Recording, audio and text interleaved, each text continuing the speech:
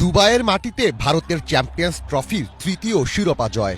ঐতিহাসিক এই মুহূর্তে আনন্দের জোয়ারে ভাসছে গোটা ভারত। তবে সেই আনন্দ উদযাপনই যেন বিষাদে রূপ নিল মধ্যপ্রদেশের ইন্দোর এলাকার মুসলিমদের জন্য। এবার উগ্র হিন্দুত্ববাদীদের সহিংস আচরণের শিকার হলেন মসজিদে নামাজরত মুসল্লিরা।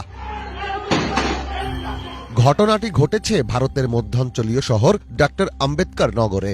গত ৯ মার্চ রাতে চ্যাম্পিয়ন্স ট্রফিতে ভারতের শিরোপা জয়ের সাথে সাথেই আতশবাজি, পটকা আর দড়ি বোমা ফাটাতে শুরু করেন স্থানীয় ক্রিকেট ভক্তরা। ঠিক একই সময়ই জামা মসজিদে তারাবির নামাজ আদায় করছিলেন মুসল্লিরা। তবে নামাজরত মুসল্লিদের কথা চিন্তা না করেই মসজিদের সামনে আতশবাজি ও বোমা ফাটাতে শুরু করে উগ্র হিন্দুত্ববাদীদের একাংশ।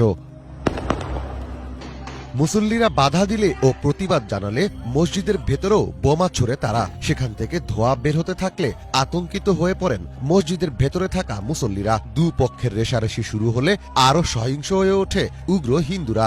মসজিদের সামনেই জয় শ্রীরাম স্লোগান দিতে থাকেন তারা। প্রকাশ্যে উস্কানিমূলক বিভিন্ন স্লোগান দিয়ে ওড়ানো হয় গেরুয়া পতাকা।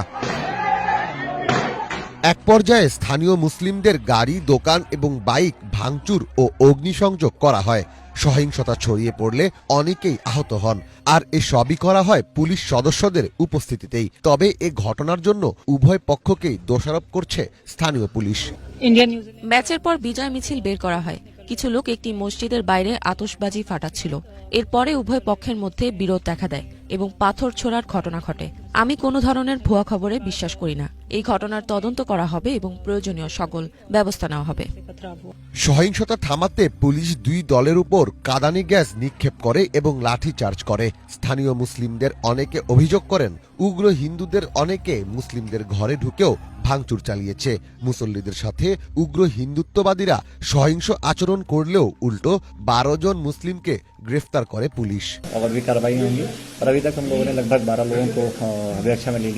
হিন্দুত্ববাদীদের অনেকে অভিযোগ করেন তারা শান্তিপূর্ণভাবে বিজয় মিছিল করছিলেন, কিন্তু মুসল্লিরা মসজিদের ভেতর থেকে পাথর ছুঁড়ে মারলে সংঘর্ষ শুরু হয়। তবে জামা মসজিদের ইমাম মোহাম্মদ জাভেদ বলেন, মসজিদের ভেতর পাথর জমা করে রাখা হয়নি, ফলে এমন দাবির কোনো ভিত্তি নেই। मैं मीडिया पर्सन से बहुत खुल के बात कहता हूँ, आप पूरी मस्जिद और इसके आसपास के सारे एरिया को छान मारिए, क्या यहाँ पर पत्थर जमा किए हुए थे? এ ঘটনার পর অনেকেই বিজয় মিছিল ও আনন্দ উদযাপনকে নির্দিষ্ট নীতিমালার আওতায় আনার দাবি তুলেছেন। তবে নামাজের সময় মসজিদের সামনে এমন কর্মকাণ্ডকে মুসলমানদের বিরুদ্ধে একটি সুপরিকল্পিত ষড়যন্ত্র বলেও মনে করছেন অনেকে।